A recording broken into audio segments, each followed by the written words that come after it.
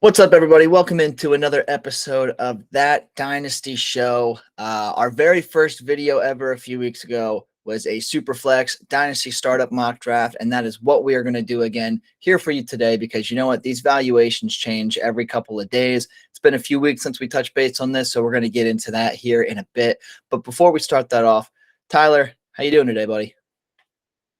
Good man. Happy to be here. Hyped to do another one of the classics. And for whatever reason, everyone really likes seeing startup drafts. I guess kind of gives you an idea of where everyone's valuing certain guys. So it's fun. Yeah, it'll be fun. Let's get right into it. Yeah, I always have a good time doing these mock drafts. It's so funny when we first started this channel a few weeks ago. You were telling me that mock drafts are typically the things that seem to do well on most people's fantasy football channels, and I was like, really? I feel like I never taken that sort of content, but it has proven to be the most popular sort of content so far. So we're gonna stick with it. Plus, I mean, hey, it's a shit ton of fun to go through this. It gives us an excuse, I should say, to do a longer video and really explain a lot of different players over the course of an hour and a half or whatever. So let's jump right on into it here. I'm gonna go ahead and share the screen. See if I can get to that. Wrong screen. There we go. All right. And let me go ahead and hit start draft. I'm drafting from the 3 spot. This is Superflex, and Tyler's going to draft from the 111. All right. So, whoa, my sleeper is screaming at me. Let me turn those sounds off. For those of you who never did a mock draft on sleeper with the sound on, it just screams at you the entire time. So this is interesting. I'm at the 103. I don't know if I've ever seen Patrick Mahomes not go in the top 2 picks. So this is this is a no-brainer for me. I'm going to take Pat Mahomes at the 1-3. I feel like I don't even need to explain this pick. So I'm just gonna take Pat Mahomes at 103 and be happy with that. Super flex. Yeah, it's so odd because he started the offseason as like the 101, like he still was. Then there were some people who kind of started to argue for Josh Allen, and Josh Allen somehow snuck above him. And I don't know when Justin Herbert started getting Yeah, that, but I was expecting Herbert there. Josh Allen is personally my QB1 in Superflex formats or in any format.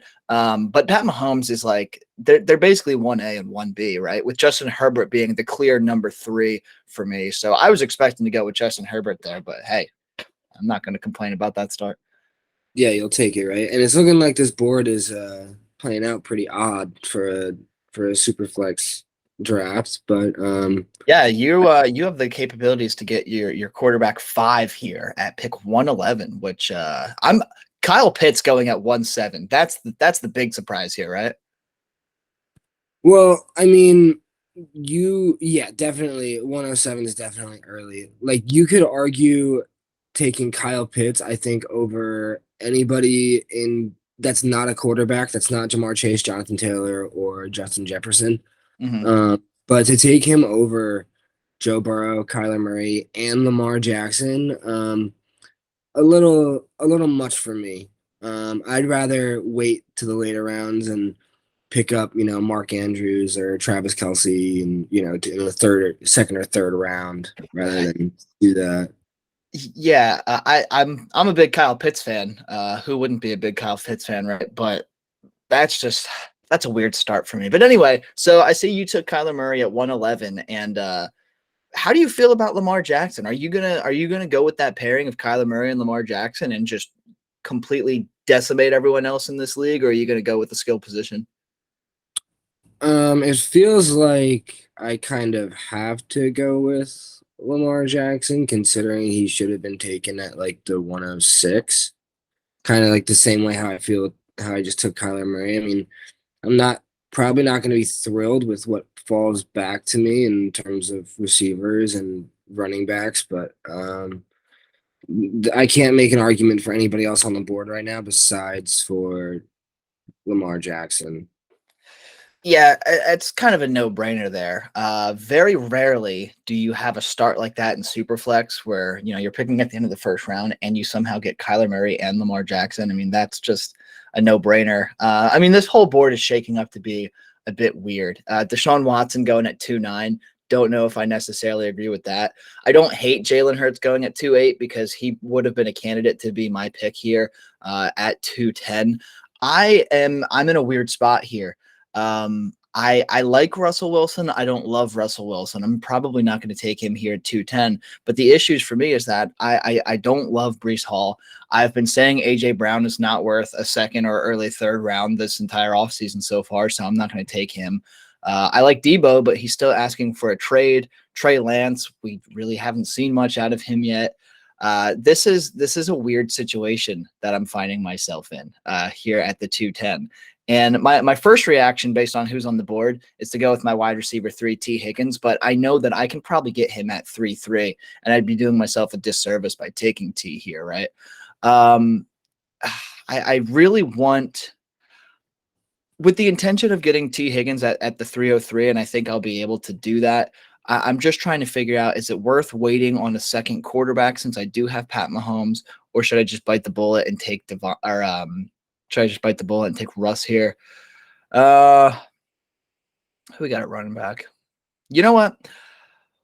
We both have Joe Mixon in our top 6, top 7 dynasty running backs. We talked about that in a video. I believe it was last week. He's young enough to make a difference on my team for the next couple of years, and he's good enough to, play himself into a top 5, top 6 role at the running back position in fantasy this year. So just to diversify the team a bit, I think I'm going to go with Mixon. Yeah, I think that's a solid and safe pick when you don't like the other options on the board. Pretty easy. Yeah, I'm a pretty big fan of that. I very rarely am I actually taking Joe Mixon in a lot of startup drafts right now, but this was definitely one of those situations where I felt it was probably the correct thing to do. And here's an interesting one too. I kind of didn't expect Deebo Samuel to still be here at 3.3. I like Deebo Samuel's upside more immediately than I like T. Higgins's immediate upside. With that being said, T. Higgins is still the safer guy in my opinion, and I talked him up like crazy in the video we did the other day. I mean, he's my dynasty wide receiver 3. While I don't think he will outscore Deebo Samuel this year, he's only 23 years old. He's got a very long career ahead of him. He's tied with Joe Burrow. He's not a part of trade rumors like Deebo is.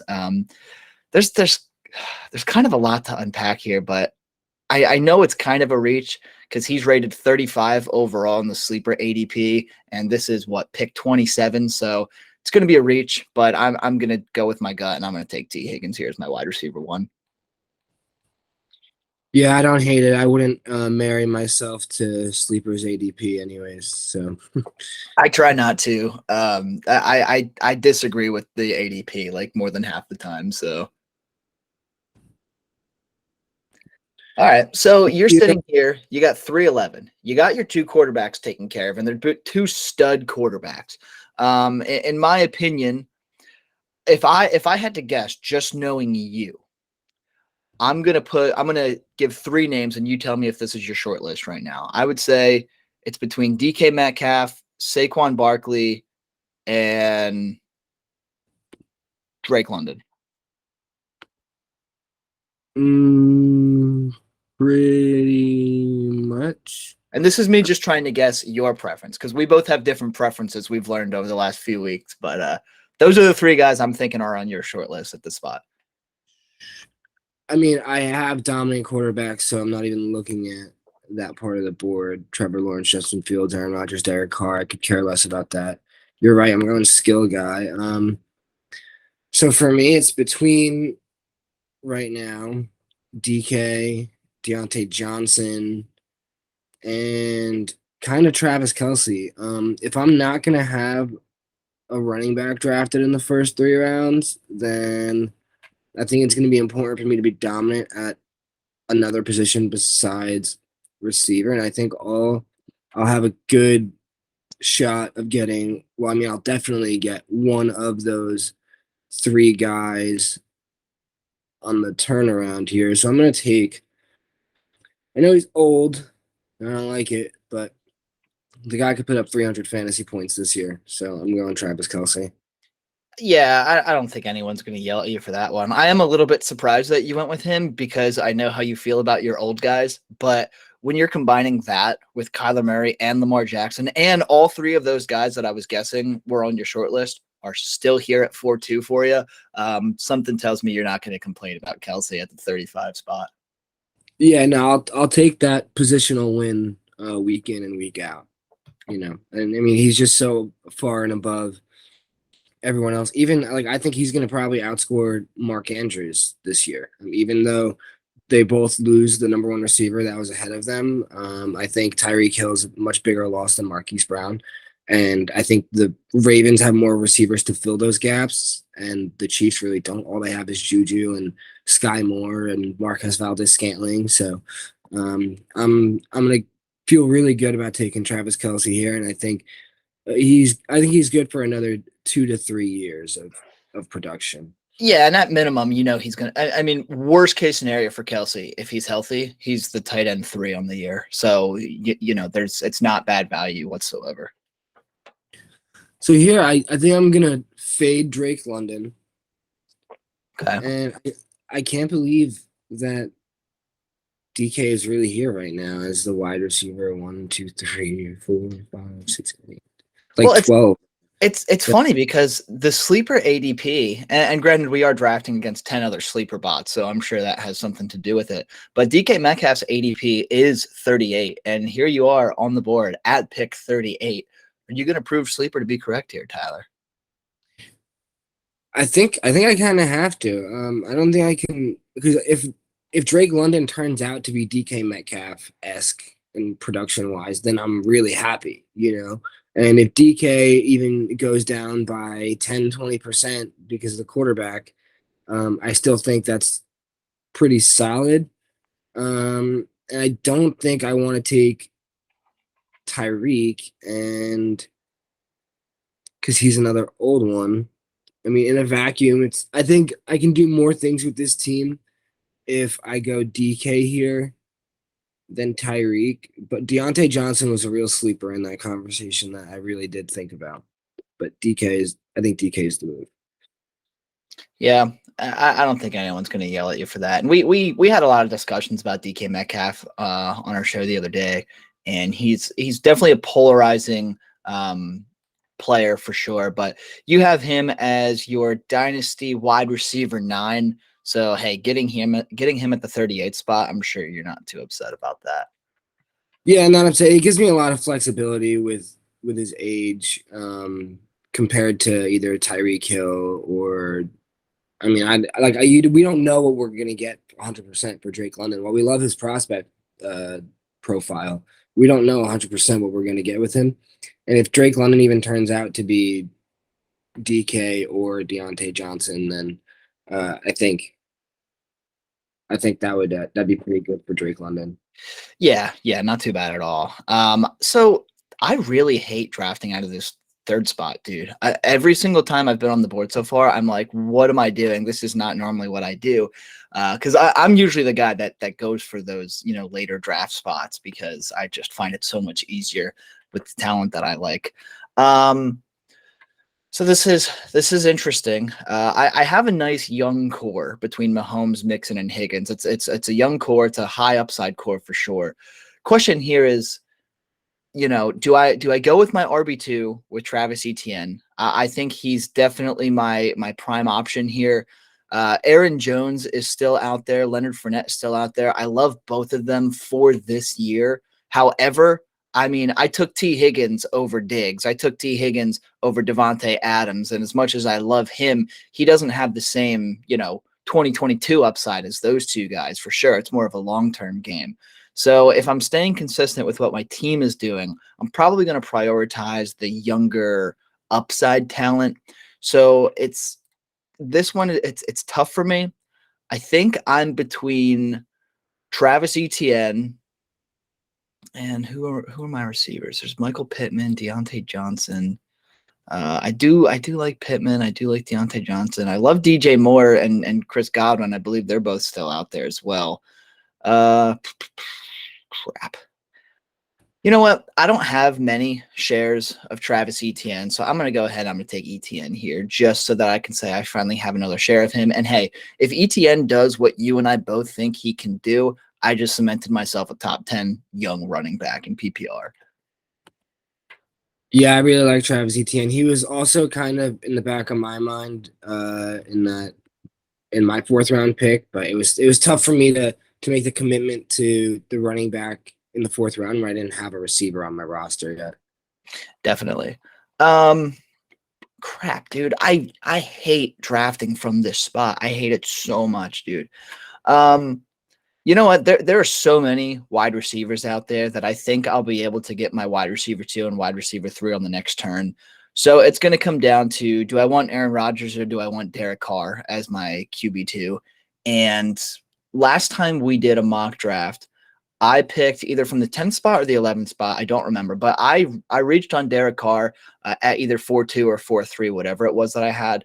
And I think I'm going to take Derek Carr here at 5-3. I think at this point, he's a really good value. I talked him up a shit ton when we were talking about Devontae Adams the other day. And Derek Carr, he's only 31 years old. He's not this old dude that a lot of people keep confusing him for. 31 is perfectly fine for quarterbacks. He's going to easily play until, I mean, God knows how long. There's no signs of Derek Carr slowing down. So, we've got at least another 4 or 5, maybe even 6 years out of him. He's going to squeeze a few years in with Devontae, a couple more years with Hunter Renfrow. So I'm going to take Derek Carr here as my QB2, and I'll be pretty damn happy with that, especially because with Derek Carr and Pat Mahomes playing twice a year, I have at least 2 games every single season where my quarterbacks are just going to be in an absolute fucking shootout, and I will win those weeks every time. Yeah, I like Derek Carr there. I wouldn't have minded going Aaron Rodgers either. I mean, I think if Devontae is still in Green Bay, maybe that gets a little bit closer for me. But Derek Carr being 6 years younger, just in the long-term outlook, makes that a pretty easy smash. Love that pick for you. Yeah, and that was my thing too. I mean, looking at Aaron Rodgers, he's incredibly talented, right? We've established many, many times on this show that he's a solidified Hall of Famer. No one's going to argue that. But his best option is Allen Lazard. His second best option is rookie Christian Watson, who I was not ever very high on. There's not a lot to love about his immediate situation. He is 38 years old, so it's just not doing for me with the team that I'm building. So I think here I'm going to make my first move at running back because this is like the very bottom of the tier I think that I'm willing to start as my RB1s.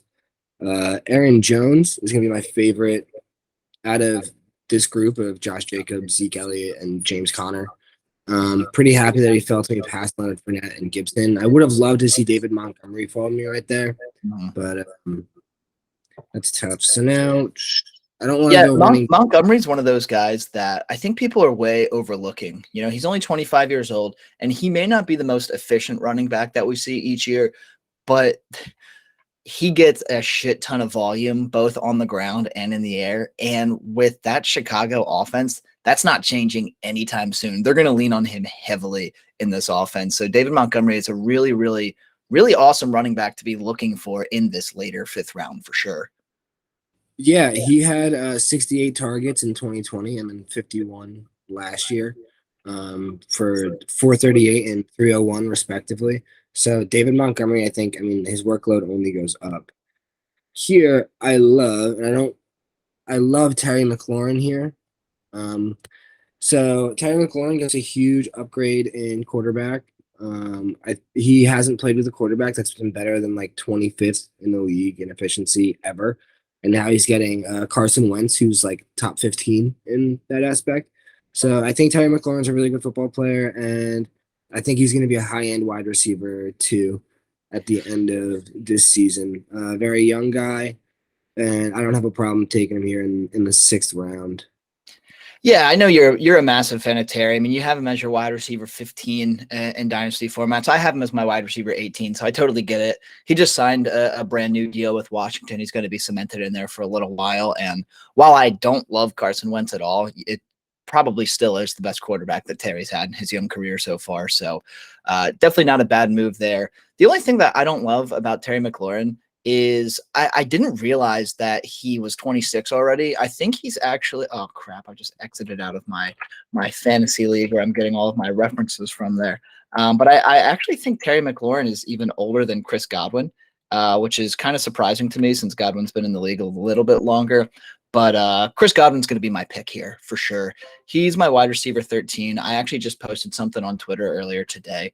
I'll probably try to find a screen grab and put that here. So if you're seeing it, I found it. If not, I forgot. Sorry. But Chris Godwin, he is the best buy low in Dynasty, in my opinion, right now. He was the wide receiver 2 overall just a few years ago in 2019. He was the wide receiver 15 in points per game 2 seasons ago. And then last season, he was the wide receiver 6 overall in the entire league before he went down with injury. And he's currently being drafted. His ADP is wide receiver 22 in Sleeper right now. So getting him at the 6'10, I'm going to be absolutely amped. I know I'm not going to have him probably for the first handful of games this season, maybe even up to the first 6 games or so. But when he comes back, he's going to beast it up. And I mean, he's young, right? He's only 26 years old. So I'm going to go ahead and take him at 6'10 every single day of the week. I considered taking him last round at the 5'3. So I'm pretty pumped that he's here at 6'10. Yeah, that's really cool for you. I love Chris Godwin. Like you said, best discount you're going to get basically in Dynasty right now at all. Guy's super talented. Obviously, he's got questions once Tom Brady's out of there, but I mean, who knows when that'll be? Who cares? We know we're going to get a top 10 talent in the league, a guy who's going to put top 10 production up for you as soon as he's healthy, and you can probably easily target Russell Gage in the later rounds to pick up some of that production after the first couple of weeks. Exactly. And that's my thoughts for sure. I was really banking on Keenan Allen still being there at 7-3 though, because while I don't absolutely love Keenan Allen for the long term, because he is over 30 years old, I believe. He's 30 now. I could really use that production while Chris Godwin's sitting on my bench for the first few weeks. So going through my dynasty rankings here, Terry, who you took, was my wide receiver 18. Keenan Allen, wide receiver 19. Pittman's there, Drake London, but none of those guys are actually available on the board. This is tough because I really need to find someone that's going to be able to supplement some points for me early on in this season. So if I can't get Keenan Allen, maybe I can get Mike Williams a little bit early here. His ADP is not for another, 15 guys or so. So tiny bit of a reach, but I'm going to take Mike Williams over Devontae Smith. I'm going to take him over Marquise Brown, Chris Olave. Like all of these guys, I'm probably going to take him over, whether it's for dynasty purposes or for long-term. I do like Elijah Moore, but I don't love Elijah Moore as much as a lot of other people. So, yeah, I'm going to go ahead and take Mike Williams here. I think my pick would be a little bit different if Chris Godwin wasn't my wide receiver 2, just because of the whole injury thing. But, hey, got to roll with the punches, take what the draft will give you, and I won't complain about this starting core for my starting lineup. Yeah, Mike Williams has a lot of upside, and especially if you're missing out on Keenan Allen. It also kind of gives you a little bit of a Justin Herbert exposure, which I like tying myself to elite quarterbacks when I'm picking my wide receivers. I know it wouldn't show based on this draft right now. Yeah, I think that's definitely like a safe way to go. Yeah, for sure. And Mike Williams, he's kind of like the Aaron Jones of wide receivers, right? There's going to be some weeks where he skates by, get you maybe 10 points if you're lucky. But Mike Williams is one of those guys where he can easily explode for 30 plus points in a single week if everything just goes his way. Plus, Keenan Allen, he's getting older. He's 30 years old. He turns 31 at some point this season, I believe. And we haven't seen Keenan Allen at the start of his career. He was very injury prone. He seemed to get hurt like every other play. And between that and the age, I'm definitely fine with taking an investment in Mike Williams because I do believe we are going to see an uptick in his production and usage on a consistent level this year. So now for me, I think I'm going to go one more round pushing receivers before I just start smashing those other running backs. So I'm going to go Bateman here. And speaking of someone who's not really a big Bateman fan, 7-11's pretty good value for that guy. Yeah, I mean, young guy who we know is gonna get a bunch of targets. So, and plus, I mean, it stacks him. I have Lamar Jackson too, so that's convenient. That didn't really factor into my decision, but I mean, it's convenient to have those receiver quarterback stacks. Definitely. So now here, oh man, I don't want to be in this spot. Oh, I wanted Juju to fall down. I don't like Darnell Mooney here at all. I don't like being tied to Justin Fields. Well, I think Justin Fields is a good quarterback. I don't think the Bears think so. I mean, he only threw the ball 270 times last year, which is like 100 less than any other rookie quarterback did. It's like 300 less than guys like than the really good ones, like Joe Burrow and Right. Josh Allen. It's so tough for me to put Darnell Mooney on even a fake pretend roster. Man. I could solidify RB2 with like Damian Harris and then just smash running backs that I want to get 2 or 3 weeks out of, maybe. Oh man, this sucks. I guess I have to. Yeah, this is the point of the draft where things start to go downhill a bit for everyone, because the first 6 or 7 rounds, that's the easy stuff, right? That's the stuff. Those are the rounds where it's players that everyone's constantly talking about. Now we're getting into the murky territory of the maybe he will, maybe he won't kind of guys. See, I would have felt so good about Juju here being my wide receiver 4. I mean, Juju would have been so ideal. He's a guy who last time we saw him play a full season finished as wide receiver 17 in PPR. I think he's in the best situation he's ever been in, and I think that being with Patrick Mahomes has the ability to move you up, 5, 6 spots in terms of production. I would have loved Juju, but hey Siri, flip a coin. Heads Mooney, It's heads. tails Damien. Fuck. All right, going with Mooney. It sounds like. Yeah. I mean, it's not a bad pick because Darnell Mooney was perfectly fine last year with Justin Fields, and I don't love him having Justin Fields, throwing it to him. But at the end of the day, it's really not that bad at all. Yeah, He he's at has 140 targets. he has top 15 upside this year based off of volume alone, because who else is catching the ball in Chicago, right? Like it's him and Cole Kmet, and that's it. That's all they got going for them. So it's not bad. Don't be too upset about it. Yeah, he did have 140 targets, so Yeah. So here, part of me wants to go with Dalton Schultz, but I mean, there's a chance that he falls to me just because the guy behind me already has a tight end on his roster. So I potentially could wait a little bit longer. Clyde Edwards-Helaire is kind of an interesting one at this point in the draft because, there's a possibility for a full or a more full workload this year in Kansas City between Tyreek leaving and his only real competition being Ronald Jones. This could finally be the year where we see a half decent Clyde Edwards-Helaire. Even as a rookie, people were so disappointed with him, but he was still a mid-range RB2 in those PPR leagues. And I feel like getting that sort of value at the 8-10 really isn't too bad. So at the moment, I'm kind of leaning Clyde Edwards-Helaire as my RB3, as gross as that is to say. Gabe Davis is still there, which I didn't realize. I think he's going to have a very solid year for sure. I think he could be a top 24 wide receiver in 2022. But with that being said, I don't know how consistent he'll be in holding on to a starting job, because I do think, at the end of the day, he's just kind of an average wide receiver. Man, you know what? Fuck it. I'm going to practice what I preach. And I'm going to take Hunter Renfrow here. I'm the only one. I'm the only one that believes in Hunter Renfrow repeating as a really awesome fantasy asset this year. I've been talking up Derek Carr. I think he's going to be awesome. So I'm going to take the Derek Carr, Hunter Renfrow stack. And Yeah, my projections have Hunter Renfrow coming out to be a top 20 wide receiver this year. I think the Las Vegas Raiders are going to be one of the most high volume passing offenses in the entire league. So with Chris Godwin out for the first several weeks, I'm going to take my chances with Hunter Renfrow, and fuck it, I'm happy with that.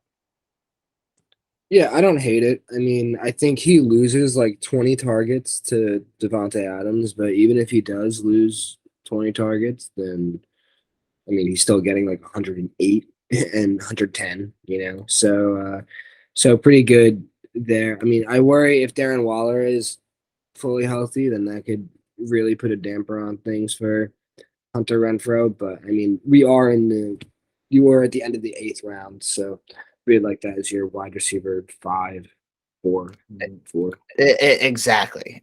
So I'll take him at the end of the 8th round there. I think it's about time that I start considering what I want to do at tight end. And I mentioned I almost took Dalton Schultz at the last one, so I think he's going to be my pick here. He was a top 3 tight end last year. Even the year before that, he was a top 12 tight end in PPR leagues. I know that there's some trouble with getting a contract cemented for him in Dallas, but at the end of the day, I do think they're going to get it right. And you could argue with Michael Gallup starting the year potentially on short-term IR, the PUP list, whatever we're going with.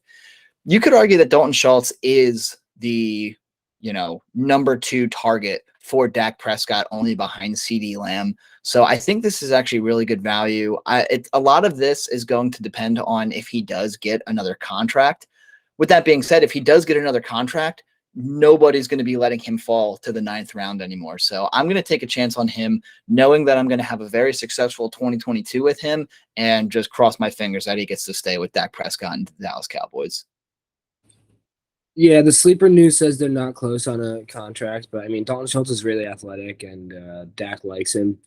I know Dallas really had high hopes for Blake Jarwin not too long ago, but they gave up.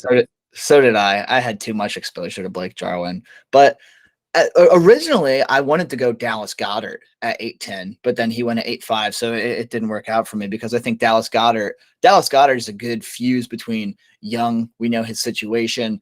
We know Jalen Hurts likes him, everything like that. So I thought Dallas Goedert would have been a bit more solid there, but I will say Schultz is probably he probably has a better chance of finishing as a top 5 tight end in 2022 than Dallas Goedert does. So hey, Definitely. take it. Definitely. And here, I'm just gonna bolster up my backfield with a bunch of crappy running backs, I think. Yeah, I was about to point out, you are in the 9th round and you only have Aaron Jones. So Kareem Hunt you just took. He's technically your RB2 right now. How do you feel about that? I don't feel terrible about it because I know I'm about to just smash running backs here, and I feel like I'm gonna be able to end up with 3 or 4 guys that I'm gonna be able to get 2 starts with throughout the season. It might take a little bit more effort, but I think I'll be able to make it happen. I think I'm going.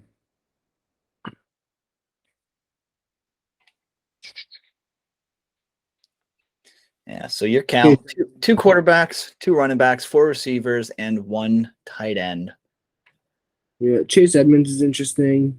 Devin Singletary is interesting. Michael Carter is interesting. I think I'm probably going to fade Michael Carter just because I think his workload decreases as the season goes on, whereas Chase Edmonds and Devin Singletary, I don't think either of them really lose any of their roles in the offense they're going into. Mm-hmm. I'm going to take Chase Edmonds here. Really a pretty productive guy. He's only 26. I mean, I think he played pretty well when he was with Arizona last year. He's never really been dominant, but I think I'll be able to squeeze a couple starts out of him. Yeah, I like that pick a lot. I'm a big Chase Edmonds guy. I've been banging the table for Chase Edmonds for years now. When he went to Miami, I was so pumped. And then they brought in Raheem Mostert, and I was still pumped, but a little less pumped. And then they brought in Sony Michel, and then I was like really not pumped because of the split backfield that they're going to have there. But Chase Edmonds is a high upside guy, and I do think that it is, quote unquote, his job to lose in Miami. I think he's going to be far from a workhorse for sure, but he'll be, in terms of statistics and total touches, he'll be Miami's RB1 this year, and probably for the next year or two as well. So nothing to dislike about Chase Edmonds. It does make me nervous that between Chase Edmonds and Kareem Hunt, one of them is going to be your RB2. But at the end of the day, I do think at least one of them is going to put up top 24 numbers every single week. It's just a matter of finding the right guy that week. So could be in a much worse situation for sure. Yeah, that's the thing is I don't think either of them are going to be a starter each and every week. I think I'm probably also about to take one or two guys that are going to, give me 2 or 3 starts too. So here I was thinking of finally going with my third running back because I'm 10 rounds deep. All I have is Mixon and ETN. But the issue is the running backs are just disgusting here. And I can't bring myself to reach for one of them. Maybe Devin Singletary, because I do like his short-term upside, but I'm also a big James Cook believer. So I can't in good faith go with Devin Singletary thinking that he's going to have a long-term job. I know you're a big fan of Jahan Dotson, so he's a guy that I'm kind of considering here because outside of T. Higgins, my entire wide receiver core is 26 years old. That's not terrible by any stretch of the imagination because 26 is, the prime age for a wide receiver, but I don't have any quote unquote young receivers outside of T. Higgins. So he's a guy that I'm kind of considering. If I didn't just go with Dalton Schultz, I would take Cole Kmet here because I do think we're going to see a nice little breakout year from Cole Kmet. I'm definitely going to consider taking him at 11-3 for insurance with Dalton Schultz since we don't know his situation. Michael Gallup here, that seems like actually really good value. Fuck, dude, I have no idea. You know what? I'm running out of time. I said I might take Cole Kmet at 11-3. I'm going to take him here at 10-10 just to give myself some more time to think of what I'm going to do next. I love that strategy. Back-to-back tight ends, baby. Bleed the clock, tank, take back-to-back tight ends so you have an extra 30 seconds to think about what you're doing in 3 picks later. Exactly. It's foolproof, right? Okay, so the top guys on the list are all quarterbacks and tight ends. I'm not taking any more quarterbacks or tight ends right now. I'll definitely be taking another quarterback at some point because I do want a quarterback 3, but I'm not taking a QB 3 before I take an RB 3. So let's see what we have. You can see on my list here, I have Tyler Algier, who I'm not taking this early. Alexander Madison, who's interesting, but he's purely a handcuff. And then there's Melvin Gordon if I want a legitimate RB3 for this year. He is probably the leading candidate here. Damn, dude, I just absolutely despise this board right now. This is brutal to look at. Adam Thielen's also still there, who, while I was just saying I would like more youth at wide receiver, he's a guy that is going to be a top 20 wide receiver for as long as he's healthy this year, because that's what Minnesota does. And if there's any truth to Justin Jefferson saying that Minnesota is no longer a run-first offense, that could mean wheels up, not for Justin Jefferson, but also for Adam Thielen. So he's a guy that I'm strongly considering since I kind of do have a risky wide receiver core with Godwin, Mike Williams, and Hunter Renfrow. I think Thielen kind of gives me that safety net that I need at the wide receiver position. So while I do need running back more than anything here, I think I'm going to take my safety net and Adam Thielen and just cross my fingers that between the 5 wide receivers that I have now, something works out for me. Yeah, I'm a big fan of that right there. Thielen saw like 95 targets, I think, last year. Only he missed a handful of games too. So ended up as like a mid-range wide receiver 3.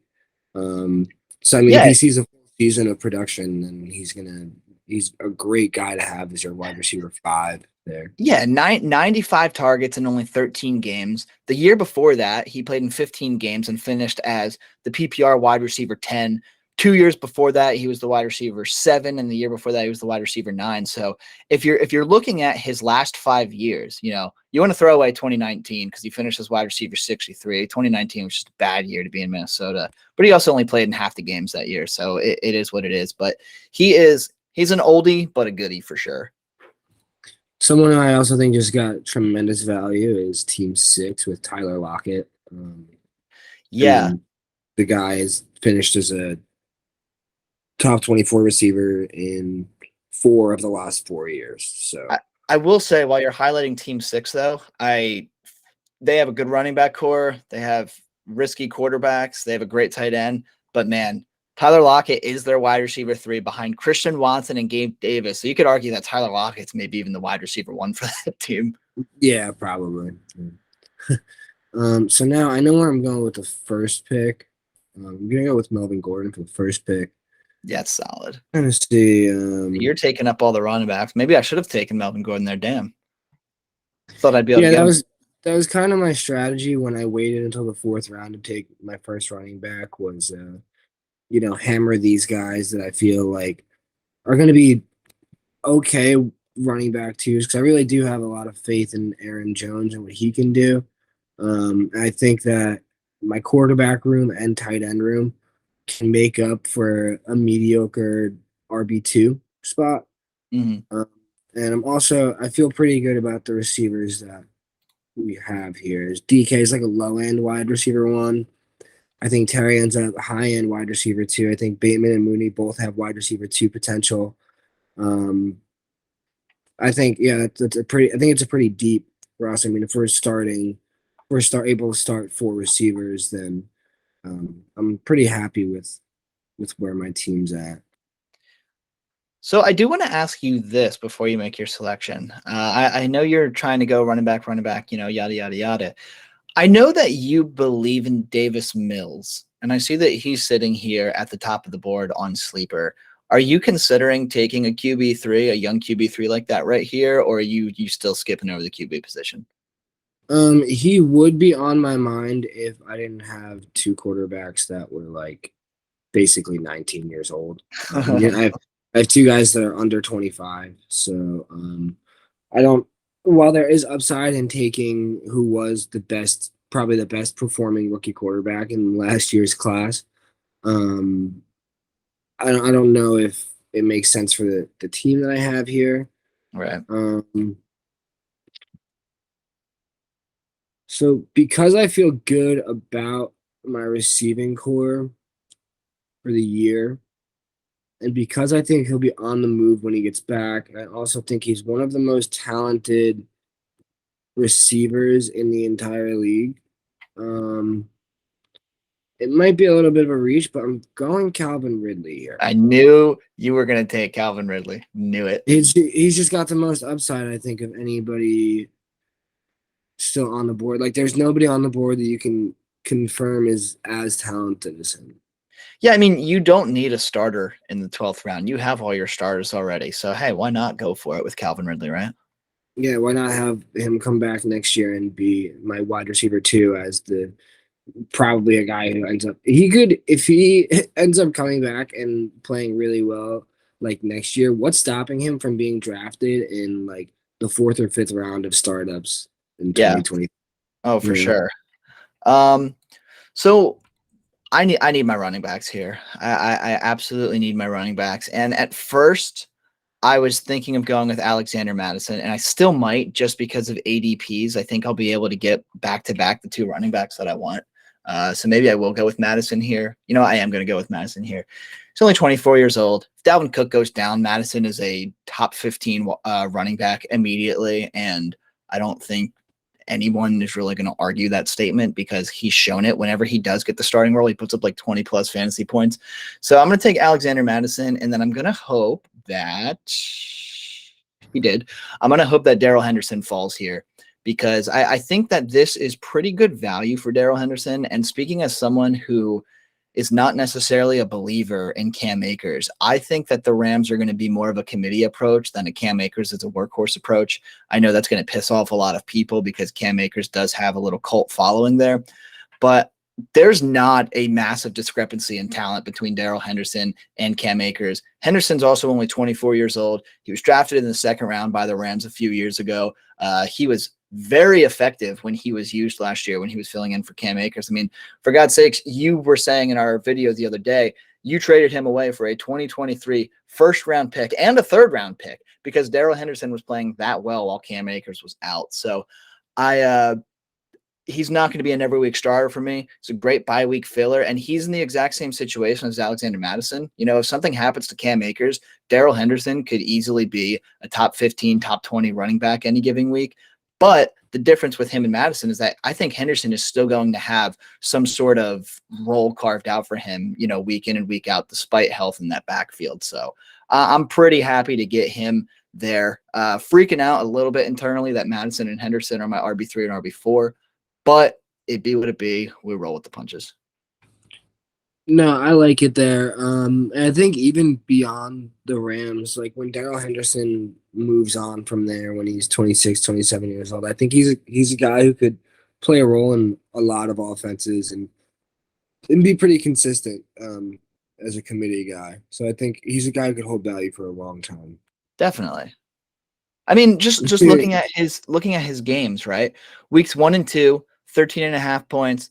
Oh wait, no, those are 13.5 points and 15.7 points. And then weeks 4 through 10, there was not actually weeks 4 through 12, if we're not counting the bye week, there was never a single week where he had less than 15.2 fantasy points while he was filling in for Cam Akers. Like, that's good value here. Yeah, I think he was a really consistent guy, and he was a guy who last year I had to sell just knowing I wasn't a contender, and that knowing that Cam Akers was going to come back. Of course, I ignored that fact while we were negotiating, but here I think I've got two young guys that as receivers that might not be right off the bat as productive as I would like them to be by mid-season. I think there's a lot of upside to be had with Russell Gage, so that's where I'm going with my first pick here. That's solid. He was literally in my queue to be my next pick if he fell to 14-10. Yeah, there was no shot he was falling to you there because if I wasn't taking him the first pick, I was taking him in the second one. But yeah, I really like Russell Gage. He was personally recruited by Tom Brady to come play in that offense. And with, of course, Antonio Brown never going to play football again, and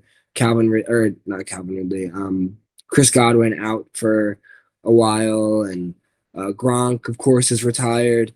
I mean, that offense just put up so much production. I mean, it produced the wide receiver 9 or 10 last year, and Mike Evans and Gronk, and Chris Godwin, you said, was wide receiver 6 before he went down. So I feel really good about Russell Gage here. And I think AB was like a low-end wide receiver 2, high-end wide receiver 3 or something like that. At least, I mean, like when he played, he was pretty effective. He was pretty up there. He was doing well. Yeah, he was worth having on your squad at that point. Here, I think I go.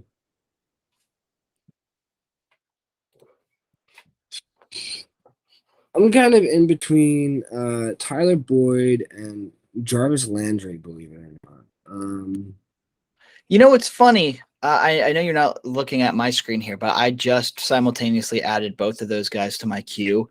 Then I removed Tyler Boyd from my queue after I realized that I would 1,000% be taking Jarvis over him. And Jarvis's ADP is like 10 or 15 spots behind him. So I had a feeling, you know, it just would work out that way. I'm personally more partial to Landry because, I mean, Tyler Boyd's awesome for sure, but he's going to be so inconsistent in that Bengals offense because he's at best their third option. When he has a good game, he has a good game, but when he doesn't, he's pretty quiet. Jarvis Landry, with Michael Thomas still injured, with Chris Olave being a rookie, with Alvin Kamara getting hurt or suspended, I mean, Jarvis Landry has a potential to be a top 10 wide receiver for the first few weeks of the season. Yeah, I mean, if Tyler Boyd was a year or 2 younger, maybe I'd be more convinced. But like, I'm not even really getting an age discount. I didn't even realize that Tyler Boyd was 27. I genuinely thought he was like 25 still. Yeah, I know, right? It's so weird that you just feel like these guys are still young for whatever reason. Yeah, I'm gonna go Jarvis Landry. Yeah, solid pick there. Like I was saying, I think he's got potential to be a top 10, top 15 wide receiver option for some sort of stretch in the season because the Saints just have nothing else going on for them. So here, I was going to go with Kenny Gainwell because I think the 14th round for Kenny Gainwell is very good, especially since Miles Sanders is probably on his way out of Philly. Boston Scott's there for a very short amount of time. And Kenny Gainwell was one of my favorite rookie sleepers last year. He did play pretty well, all things considered. He just didn't get the workload that we wanted him to get. But there was a couple weeks there where we did think Gainwell was going to take over in that Philly backfield because he did look so good when he got the time on the field. I'm thinking of finally going with my QB3 here. I think this is about the time where people are going to start taking those guys. So I have Pat Mahomes and I have Derek Carr. Pat Mahomes is nice and young. Derek Carr is only 31. I've been saying, for weeks now that he's going to be playing at a fairly elite level for quite some time, especially with that team they've surrounded him with. So I'm not too worried about going with a younger upside guy. I just want to go with a guy that's going to be able to fill in and keep winning me weeks this year and potentially next year. And that's going to be Matt Ryan. He is probably going to be a weekly top 20 quarterback option. And there's nothing negative coming out of camp from Indianapolis right now. So I think the change of scenery is going to do him well. I think he's going to be in the league for at least another couple of years. Getting him as my QB3 for my bye week fills for Pat Mahomes and Derek Carr, I'm not going to be upset about that. So give me Matt Ryan here. Loving Matt Ryan for you there. Yeah, it's not It's bad. really good to have it. That's what you want. That's like what I feel like what you want in your QB3. I would rather have a guy that I know is going to give me between like 18 to 20 points. And yeah, he may be old, but I don't need a long time out of him. Like he's a backup. You just want someone who you know what you're going to get out of when your main Derek Carr and Pat Mahomes are on bye weeks, really.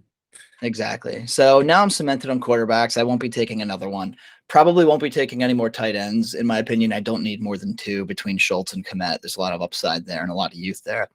So I got to go either running back or wide receiver here. Scrolling through this list, though, I think I would prefer to go running back. I'm kind of leaning, especially since, Madison and Henderson are just kind of bye week fillers for me or pretty injury dependent. I want a guy that's going to have a workload for sure each week. And as much of a reach as this is, I am taking him about 30 spots too early, something like that. But I'm gonna take JD McKissick here.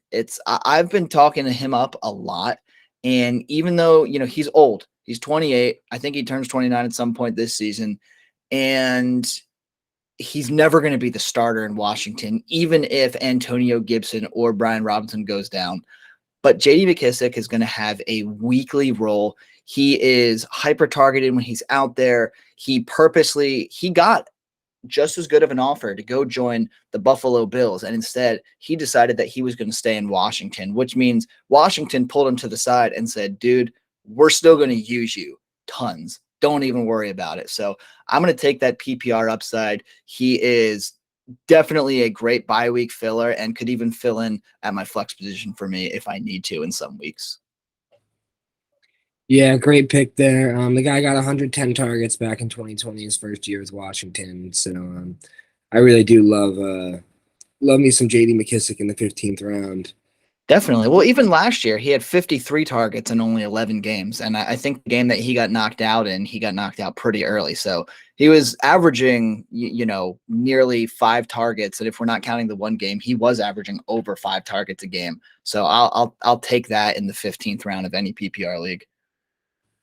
And I was hoping that my man Marlon Mack would fall to me here. No luck.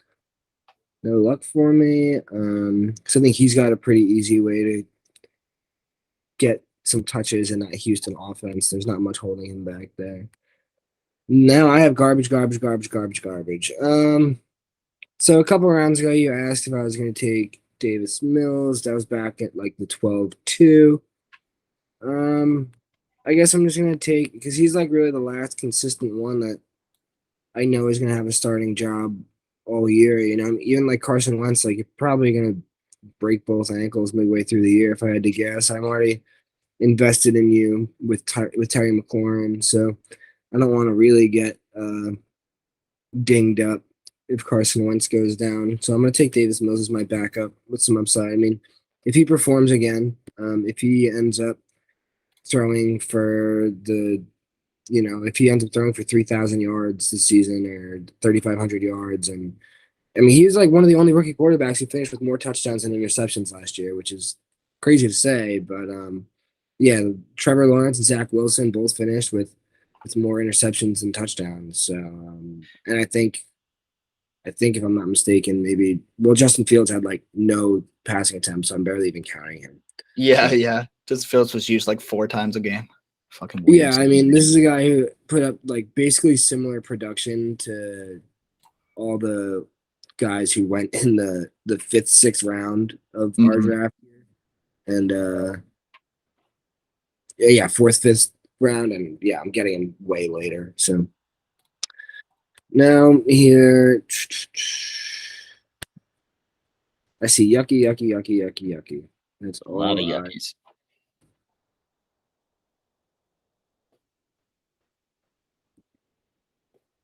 So what's your thought process here? Because I'm guessing there's no more quarterbacks coming to your roster. You never need more than 3.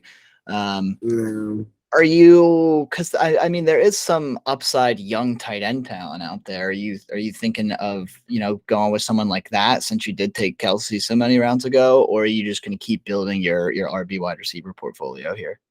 Yeah, I think I'm gonna stick with my RB wide receiver portfolios. I didn't draft Travis Kelsey in the 3rd round to be worried about, fucking whoever else. And I don't even know Logan Thomas, I guess. And fucking no thanks.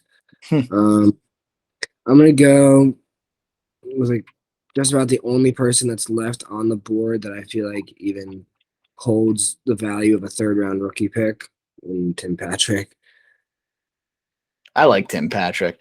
Tim Patrick is so reliable. He's been the number 1 wide receiver for Denver for the last 2 years statistically. And there's a world where he stays competitive with Cortland Sutton and Jerry Jeudy in that offense easily. You could argue that Tim Patrick could potentially be their top red zone target too. I mean, he's a beast of a man. So if he kicks it off with Russell Wilson, I think that's a very good pick there.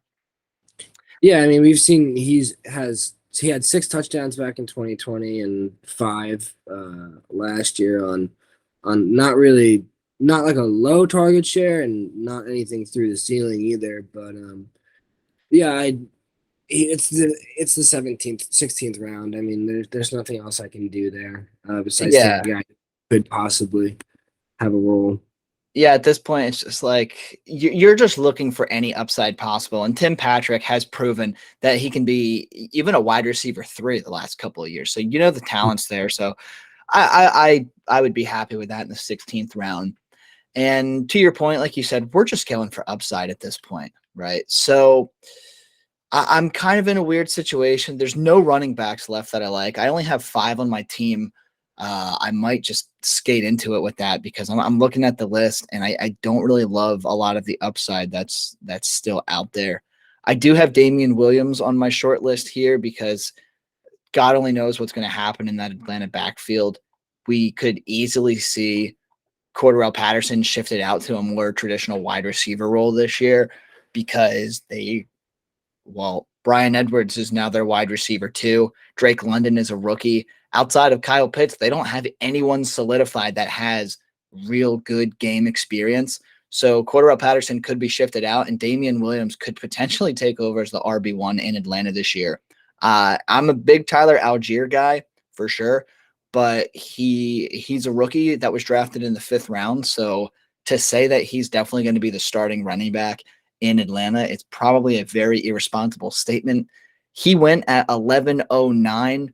I think Damian Williams has just as much of a chance of starting in Atlanta as Tyler Algier does, except I'm getting him 5 full rounds later. So I am going to take him here, and he'll probably be the last running back that I grab in this draft. Yeah, he's got an easy path to touches over there in Atlanta. So I like that. Yeah, it is what it is. I mean, nobody's getting anything sexy in the 16th round, and that's just how it's going to be. But here I am in the 17th round, and there is some tight end talent that I like. I took Schultz kind of early. I took Kmet kind of early. So I'm more or less kind of solidified there. If I do go with another tight end, it's probably not going to be until the 19th or 20th round. So right here, I'm just looking at my upside wide receivers.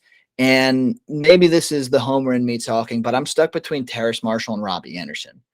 Robbie Anderson is his ADP is much later than Terrace Marshall's is, but Robbie Anderson is only one season removed from 1,000 yards. You know, there is a really good wide receiver there. It's just a shitty situation, right? We don't know what's going to happen in Carolina with quarterback. Is it going to be Sam Darnold? Are they going to trade for Baker Mayfield? Are they going to trade for Jimmy Garoppolo? Is Matt Corral going to get the go? Like, we don't know what's going to happen there. So I do really like Robbie Anderson's talent. But with that being said, there's a lot of rumors circulating that if Baker Mayfield does come to Carolina, Robbie Anderson could be a part of the trade package. And I would be very upset if Robbie Anderson went to Cleveland and was at best the wide receiver 2, maybe even the wide receiver 3 in that offense with Jacoby Brissett thrown to him for the foreseeable future, because Deshaun Watson's going to get slapped with a pretty lengthy suspension, I think. Plus, Robbie is 29 already. So he's kind of getting over the hill in terms of wide receivers. So since I'm stuck between him and Terrace Marshall, I'm going to take the youth upside. They just drafted Terrace Marshall in the 2nd round last year. There's nothing but positive things coming out of camp from, the mini camp, OTAs, everything like that. And with training camp right around the corner, I think there's only going to be even more Terrace Marshall hype. And if Robbie Anderson does get traded a part of any deal, Terrace Marshall is going to be the wide receiver 2 in this offense, and his draft stock is going to absolutely skyrocket. So I'm going to take the upside with Terrace there. Yeah, I'm good with it this late. I mean, Terrace Marshall, obviously, there's a lot of competition for him in Carolina, and there's not a lot of yards to go around. So, I mean, again, a 17th round, like, you can't. There's nothing to be said about any picks here. And that's me just betting on talent, because Terrace Marshall was one of my top 3 favorite wide receivers in the class last year. I think he is supremely talented. I just don't think that Carolina had a terrible year last year.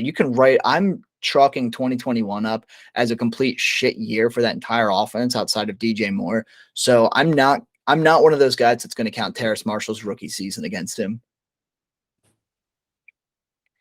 Yeah, Terrace Marshall is a guy who is talented and a lot of people like, but yeah, I mean, just a tough situation for him there. I know you were big on him So last year. I see you finally went with your tight end. So I see you're not worried about youth at tight end.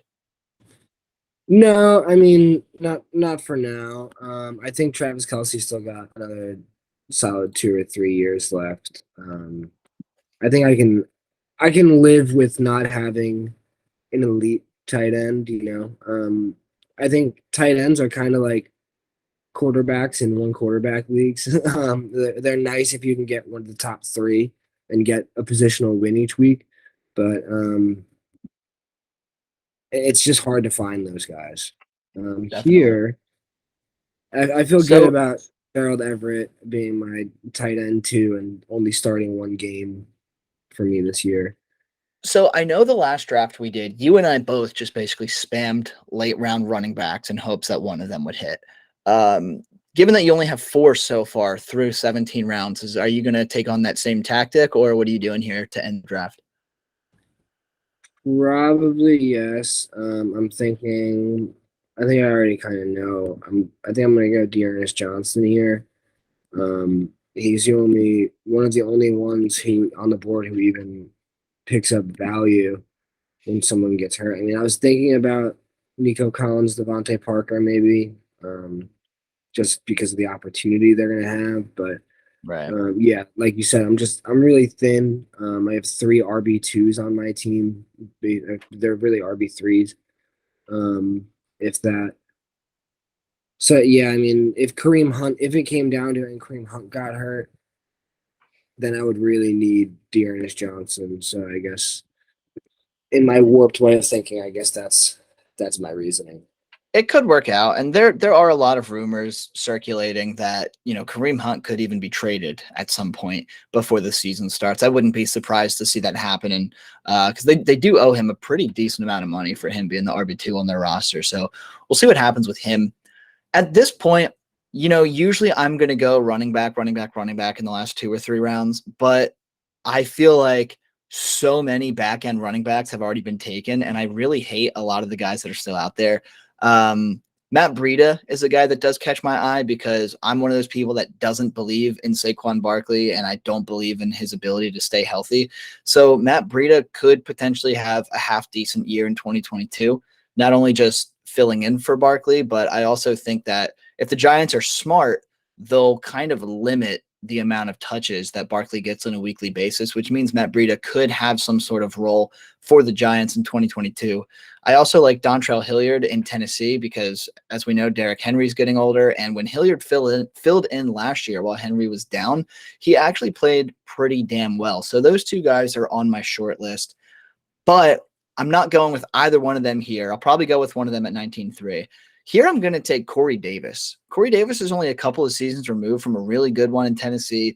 I know we're way removed from him as a rookie, but when he was coming into the NFL, he was like one of the most highly touted wide receiver prospects in a while, right? Like in terms of prospect level, Jamar Chase is the first one that had just as much excitement, if not a little bit more, than Corey Davis did. Like that's how hyped up Corey Davis was all that time ago. Obviously, it just never really all came together for him in the NFL, but he is still very talented. He doesn't deserve to be falling to the end of the 18th round.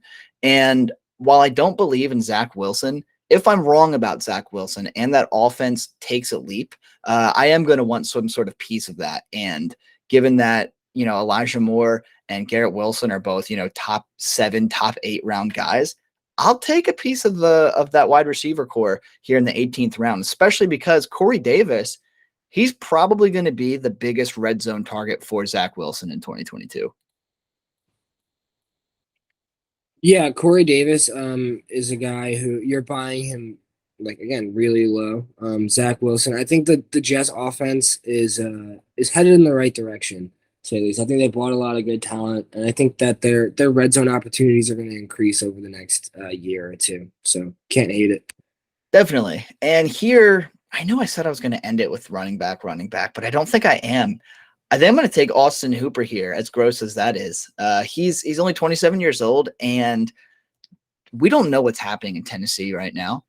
Treylon Burks has like severe asthma and has barely been practicing when they were all together a couple weeks ago. Robert Woods is coming off of a pretty big injury. Derrick Henry's coming off of a pretty big injury. Ryan Tannehill is under a shit ton of scrutiny, and now he's got Malik Willis on his coattails. And apparently, Austin Hooper and Ryan Tannehill were really connecting in those practices a few weeks ago. So, I do think I have a top 5 tight end with Dalton Schultz. I do think I have a top 12 dynasty tight end in Cole Kmet. But why not diversify a little bit? If Austin Hooper does what I think he can do this year and become, a top 12, top 15 weekly tight end in that Tennessee offense, I'm going to be able to trade him away at some point and get a hell of a lot more value than I would here in the 19th round anyway. So it's more or less just a value pick, but I really like Hooper at this point in the draft. Yeah, I don't mind it. We've seen him finish in the top 6 twice, and he is only 27. He's a guy who a lot of people like. He was really talented when he was with Atlanta. I know him going to Cleveland, and nobody really knew what that was going to do for him. But he's a guy who's again really talented. If he's got a good situation with the quarterback, then yeah, you're probably going to be able to trade him for more than you're going to get out of anyone else on the board. Definitely. Here, I guess another just opportunity pick.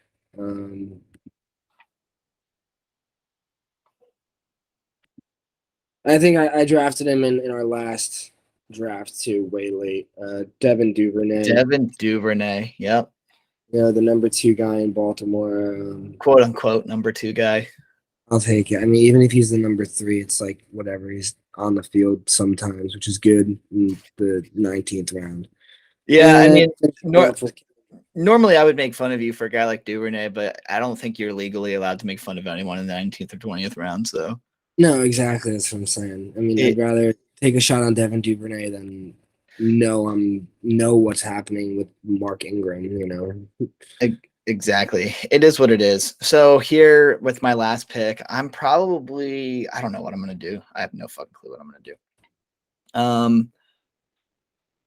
There's a lot of rumors about Julio Jones going to Green Bay. So Julio Jones in the 20th round might not be a bad idea. But again, he's kind of over the hill. I know he was injured a lot in Tennessee last year, and maybe playing with Aaron Rodgers makes Julio Jones just as good as ever. But I kind of highly doubt that. But there is, if I'm going for an upside pick in the 20th round, it's probably going to be Julio Jones. I'm going to scan through everything here. I know I mentioned both Matt Breida and Dontrell Hilliard, but they're probably not going to get drafted. If I want them that bad, I can pick them up on free agency here. So I'm just going to shoot the moon for some upside. AJ Green is also there with DeAndre Hopkins suspended and Marquise Brown stretching the field. AJ Green could have a nice little year in Arizona. Cameron Brate could have a nice year in Tampa Bay since Gronk's not coming back. Marvin Jones is arguably still the wide receiver 1 in Jacksonville. There's a lot going on here. A lot to unpack in the 20th round. Sterling Shepard's still there somehow. I don't know. You know, I'm going to go with that original statement. I'm going to take Julio Jones because on the odd chance that he does, maybe this is a waste of a pick, but worst case scenario, I drop him at the start of training camp and I pick up either Matt Breida or Dontrell Hilliard, and I'm fine with that. So take Julio. If he signs with Green Bay, suddenly I have a tremendous value in the 20th round. Yeah, suddenly you can probably even trade him for like a second round rookie pick to some moron or whatever. Yeah, you'd think so. But yeah, so that concludes our 20 rounds. So last time we looked at your team first. Let's look at my team first here. Let me pull it up if I can. Where are you? Okay. So my roster, my quarterbacks, Pat Mahomes, Derek Carr, Matt Ryan. I don't know about you, but I'll call that an A+ quarterback roster. A. I'm not as high on Derek Carr as everyone else is, but I mean, you'll have one high end QB1 and one really high end QB2 or low end QB1, and I like the Matt Ryan as your backup pick, but I'm not gonna go A+ because I think we have to save the A+ for Kyler Murray and Lamar Jackson. I mean, that's kind of fair. I probably, gun to my head, I probably would also want Murray and Jackson. Actually, I don't know. I don't know because I don't supremely believe in Kyler Murray because we've seen kind of a tale of 2 seasons from him. We'll talk more about him when we get to your team though, for sure. But I do think there's a world where I'm actually more happy with Mahomes and Carr than I would be with Murray and Jackson. But we'll talk about that when we get to your team. So we both acknowledge it's at least an A for the quarterbacks. My running backs are definitely shaky, right? I have Joe Mixon, which is obviously a very good pick. I have Travis Etienne, who's never taken a snap in the National Football League. I have perennial backup Alexander Madison. I have timeshare Darrell Henderson. J.D. McKissick, some good standalone value, but there's never a chance for him to be a workhorse. Damian Williams is a coin toss if he even A, makes the team, B, gets time. So we'll see what happens there. I would give my running backs like a B-, maybe a B at best. I'm actually a bigger fan of your running back room than you are, I guess. I think Joe Mixon is really solid, and Travis Etienne has a chance to be easily a perennial top 12 running back if he is even close to what we think he can be. And I think I really like the handcuffs that you got later on: Alexander Madison, Darrell Henderson, J.D. McKissick. Thankfully, like you're not in a spot where your RB2 is going to be consistent, so you're only going to be starting Madison, Henderson, McKissick if That's true. there's an injury or if they're blowing up, So I think you're fine. I think B+ and - here is fine. 2 of these guys are probably RB1s on my list. Yeah, now that you said that out loud, I think B+ makes a bit more sense for me too.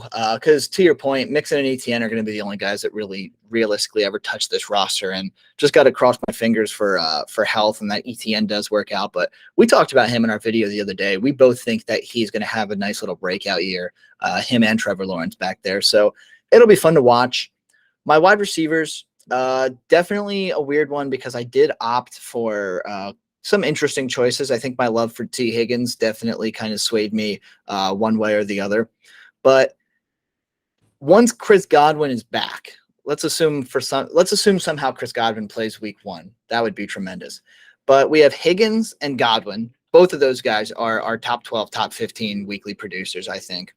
Mike Williams, it's a boomer bust play. Hunter Renfrow, you could argue, is probably going to be a boomer bust play in 2022. Thielen, we both agreed, is going to be, as long as he's healthy, he'll be consistently, at least a low end, maybe wide receiver 2 this year, I think, with obviously bigger upside because he seems to score a million touchdowns. And then got some sneaky upside with Terrace Marshall, Corey Davis, and Julio Jones. Outside of Adam Thielen, my bench receivers are not spectacular, but I do currently have 2 receivers filling my flex spot. So I think I'm okay at the wide receiver position. Again, I wouldn't give this one an A+, but I'd probably, because I am that high on both Higgins and Godwin, I am giving myself an A- on this receiver squad. Yeah, I think I was gonna go B+ here because I really like Thielen as your supporting piece. I'm not sure. I know I you're would not nearly as high on Renfro or Godwin as I am, though, so it makes sense that you're going lower. No, I really do. I really do like Chris Godwin. I think, 6 weeks of patience. It's like Dynasty, dude. Like have a couple weeks patience and enjoy the wide receiver 1 that you're gonna have. Yeah, I mean, think he T. Higgins he just turned 26 back in February, so it's like 26. You could argue wide receivers don't even enter their prime until they're 27, and in a points per game basis, we've seen Godwin as a top 15 guy the last 3 years in a row, with him being the number 2 overall just a few years ago. So yeah, and it's funny because I think once completely healthy, there's a chance that Chris Godwin is probably more productive than T. Higgins for the next year. definitely in the realm of possibility for sure. Yeah, for the next year or so. Well, I really like T. Higgins. I think your room might have been a little bit more dominant if you had taken Diggs or Debo's a guy who put up 300 something points last year. He's capable of that, That being said, in a vacuum, I'm probably taking the T. Higgins side of a trade for Stephon Diggs or Debo, Yeah. straight up. So yeah, I like the room, B+ because there's a lot of upside and you have the stability with Adam Thielen there. Definitely. And then my tight ends here, I'll give myself an A with this, right? Dalton Schultz, as long as he's playing this year, and he will play this year, he's a top 5, top 6 guy. And as you mentioned when we were talking about CeeDee Lamb in our last video, there's a shit ton of targets that have been vacated with Amari Cooper out of there. And Dalton Schultz is going to soak up some. I'm a full big believer in Cole Kmet. I think he's going to see over 100 targets this year. And then Austin Hooper has potential to be a top 2 target contender in that Tennessee offense this year. So I really like my tight end room. I hate having to miss out on Pitts, Andrews, Kelsey, George Kittle, even Darren Waller. I hate missing out on those sort of elite assets. But given the price, given that I got Dalton Schultz at 9.3, and Dalton Schultz was the tight end 3 overall in PPR last year, and then you get him at 9.3, and you see Pitts is going at 1.7, Andrews 2.7, Kelsey 3.11, Kittle 4.11. I think that's really good value for a tight end that has top 5 upside. Yeah, not often that you see a 25-year-old tight end finish top 3 and falls the 9th round. So kudos to you there. Yeah, you got 2 young guys that are 25 and under. Cole Kmet's literally a baby. Just started getting to the bars last week. They both saw 100 targets last year. So really like the tight end room too. That's easily an A for me. Yeah, I'm pretty happy with that. So I would give my tight ends. I'd give my tight end room an A. Can't give it an A+ since I don't have an elite situation going on. But with the exception of having Andrews or Pitts or Kelsey on my team, I could not possibly get any more excited about that tight end room. So pretty happy with that. Overall, I like my team a lot. I don't know if I would say I'm in love with my team, but I do think that this team has a fair amount of upside, not just as a dynasty, contender for the next few years, but I do think this is potentially a top 3, top 4 line, given the way this league is shaped. So not in love with it, but I wouldn't be disappointed if I came away in a real draft with this. Yeah, No, I would. go ahead. I would like having your team. I think, and there's a lot of moves you can make too. A lot of value that you could see come to you in the season. Yeah, and I think that's probably my biggest piece of advice in these dynasty startups, right? You need to pick your philosophy up front.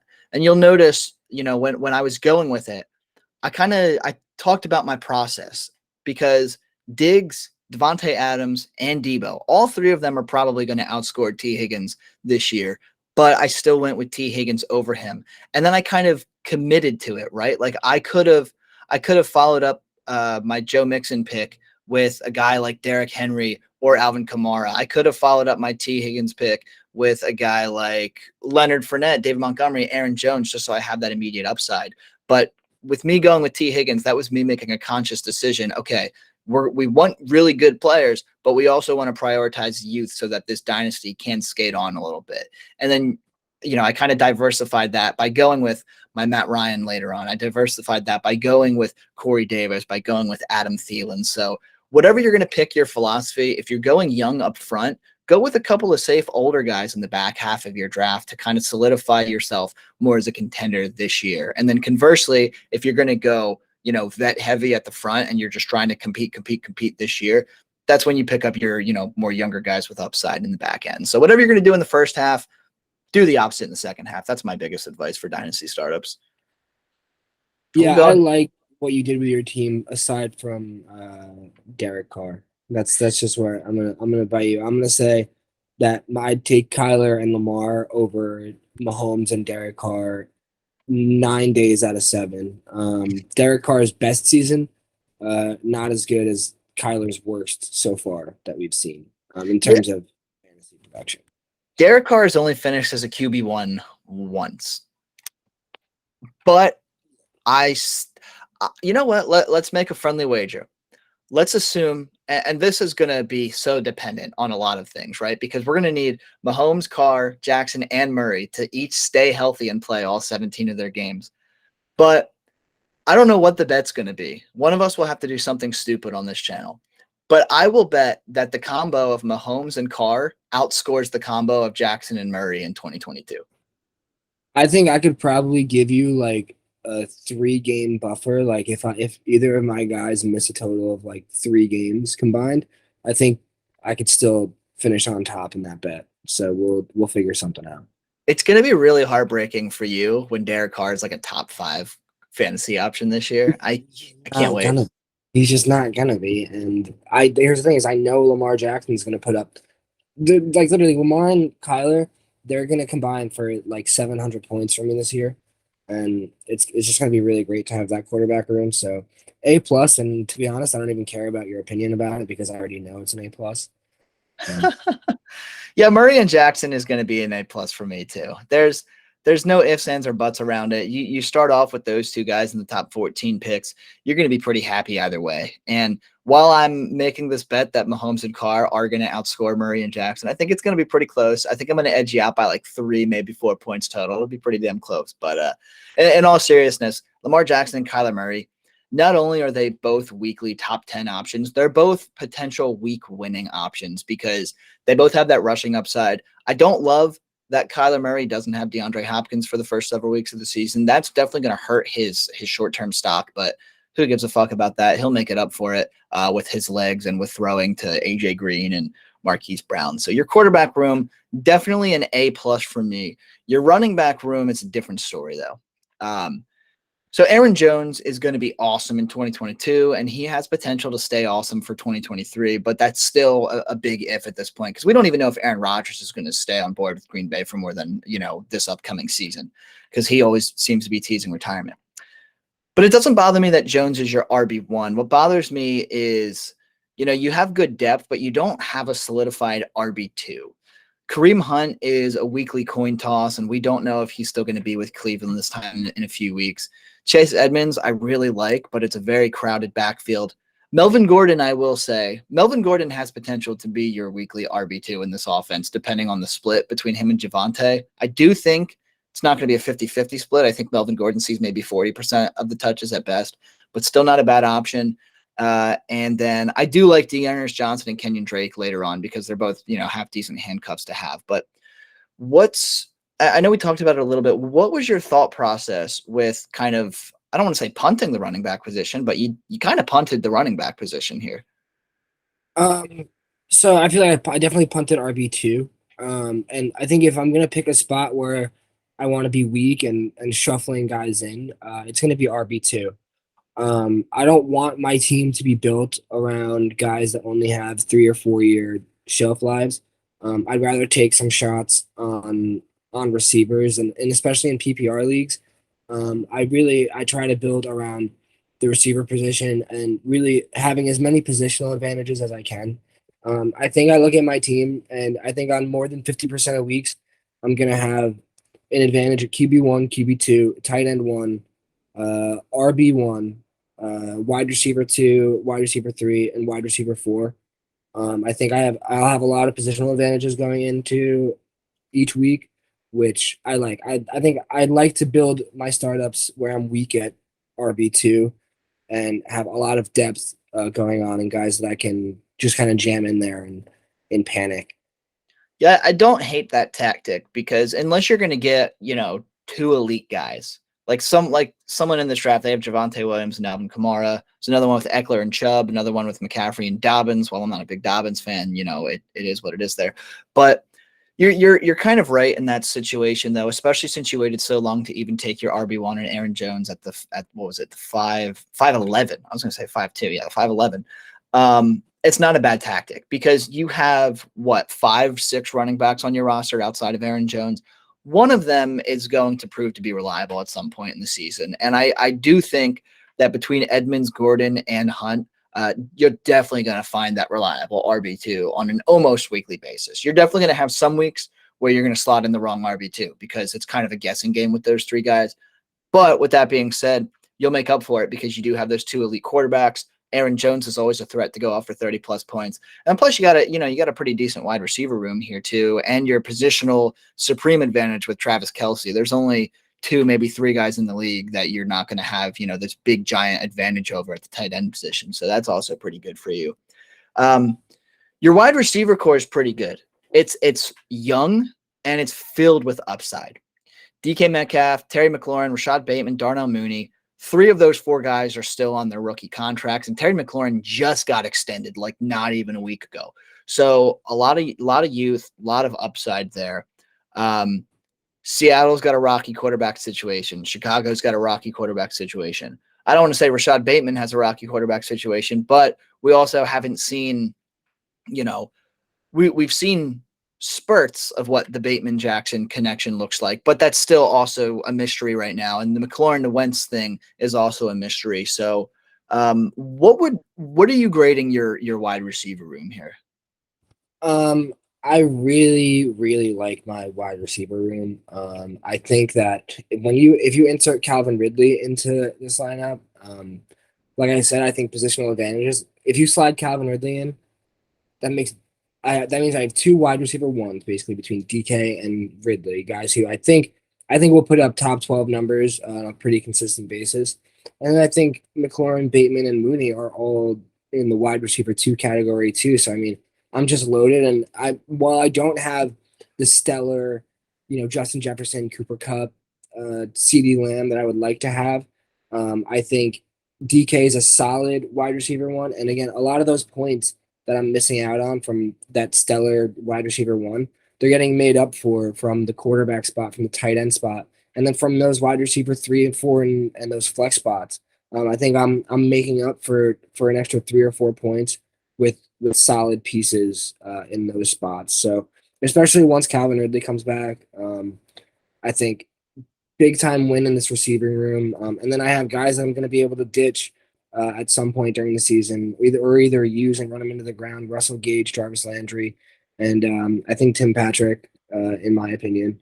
So while it's not perfect, I think I'm a big fan. I think I'd go B plus to A for this. I mean, with Calvin Ridley in the lineup, I think I'm a solidified A. Yeah, I'm not as high on Calvin Ridley as you are. I don't know what he's going to look like when he comes back this time next year. I don't even know if he is going to come back. I'm fully a believer that Ridley's played his last snap in the NFL because he's just not going to come back. Between the mental health issues that he was going through, the gambling suspension, the potential trade, the whole free agency thing that he's going to be facing.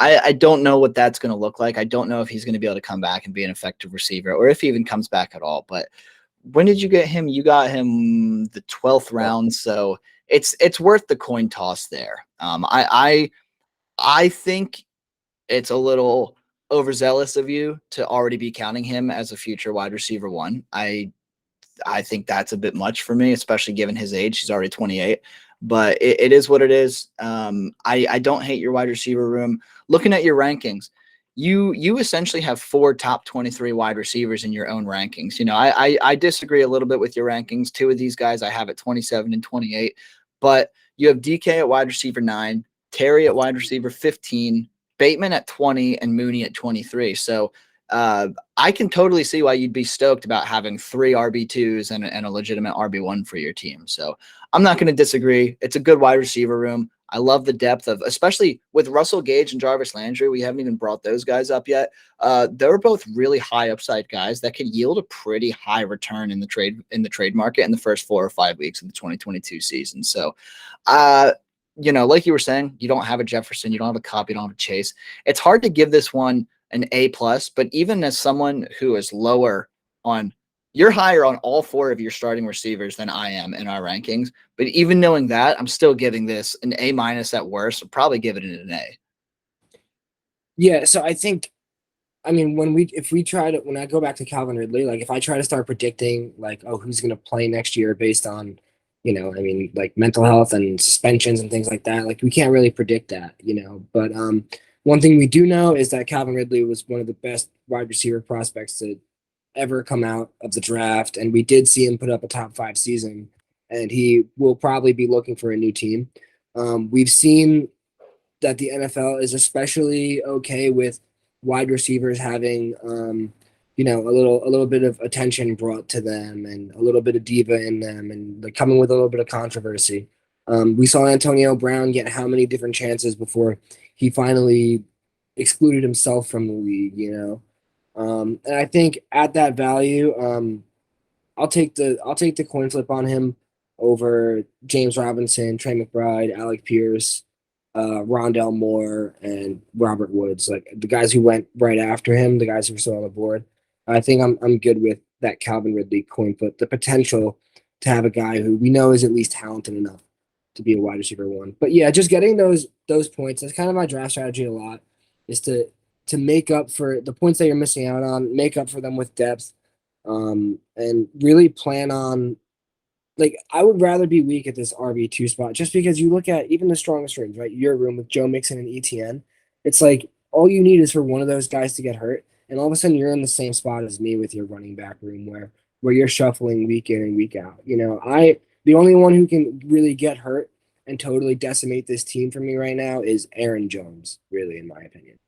Yeah, if Aaron Jones goes down, you're definitely in a sticky situation. Obviously, if one of your quarterbacks goes down, that would suck too, because going from Murray or Jackson down to Davis Mills is a pretty big drop off. But it wouldn't necessarily kill you. I agree. I think Aaron Jones going down would essentially give you something to think about for sure in terms of what you want to do with the squad. But overall, pretty good. I think we both had really good drafts. I'd give both of our teams, you know, an A- at worst. I think we both kind of crushed it today.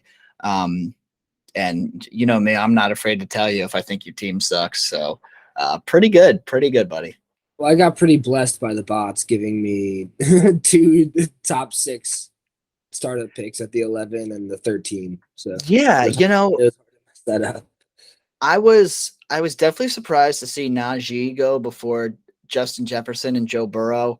I'm fine with Najee going ahead of Cooper Kupp. I'm fine with Najee going ahead of Kyle Pitts. But at the end of the day, I don't think Najee Harris should be picked in the top 8, top 9. I don't think Kyle Pitts should be taken in the top 8, top 9. And I mean, as much as I love Javonte Williams, I do have him as, I believe, my RB4 for Dynasty. We were talking in one of our other videos. In a Superflex format, 201 is way too early for Javonte. So there's about 3 or 4 picks in those top 14 where they really bump some guys back to you. Yeah, for me, I mean, I was hoping to get Kyle Pitts at like the 111. Like I was gonna be happy with Kyle Pitts at 111. For me, I think quarterbacks excluded goes Chase, Jefferson, JT, Kyle Pitts, and then you can talk about Najee and some CD and maybe or Cooper Cup, obviously Javante, guys like that. But yeah, I wouldn't count on this happening to you if you get the 111. I wouldn't suggest trading back to the 111 in hopes that you're going to draft Kyler Murray and Lamar Jackson pretty much back to back there. Yeah, that's a situation you're not going to see happen very often. That's definitely a weird one, but hey, good for you. Good for you. Yeah, have to take advantage of it, right? Grab the bots while you can. Exactly. Well, hey, that's going to do it for us here today on That Dynasty Show. Thanks for tuning in with our startup mock draft here. I think the next time we do one, I know Superflex is most popular, but I've always been a 1 QB kind of guy, as gross as that is to say out loud. So I definitely want to do a 1 QB here with you, mostly because I hate seeing so much red on the board in the first two or three rounds. Like, just always that just grosses me out as a 1 QB guy. But I understand the formats, so I'm fine with Pat Mahomes at 1-3. But next time we do one of these, I want it to be one quarterback. If you don't like that, don't watch. It's fine. No, they can deal with it. We can have some fun. I mean, one quarterback is cool. If you don't have like a lot of experience with Dynasty, if it's like a lot of people are new to Dynasty because it's the most similar to redraft. Yeah, well, I mean, that's like you and I, the Dynasty League that we're in together. I think it was it 2018 or 2019 was our first one. I think it was 2018.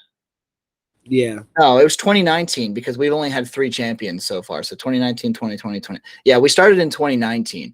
And that was a 1 QB league. It still is a 1 QB league. We put it out on a poll to turn it into a super flex league. But nobody was really biting on that. If we did, obviously, that'd be one of those things where it wouldn't go into effect for like 3 or 4 years, so people had ample time to plan or whatever. But it is what it is. But anyway, thanks for tuning in here today on That Dynasty Show. For myself, for Tyler, and for all of you viewers out there, thanks for liking. Thanks for subscribing. Join our Discord. Leave comments. Tell us which team you would prefer, mine or Tyler's. Sincerely hope it's always mine because I'm always right and Tyler's always wrong. I'm just going to let them eat you alive in the comments, and I'm just not going to say anything. So, adios. Thanks. Vote for my team. Thanks for tuning in on That Dynasty Show. We will see you guys next time.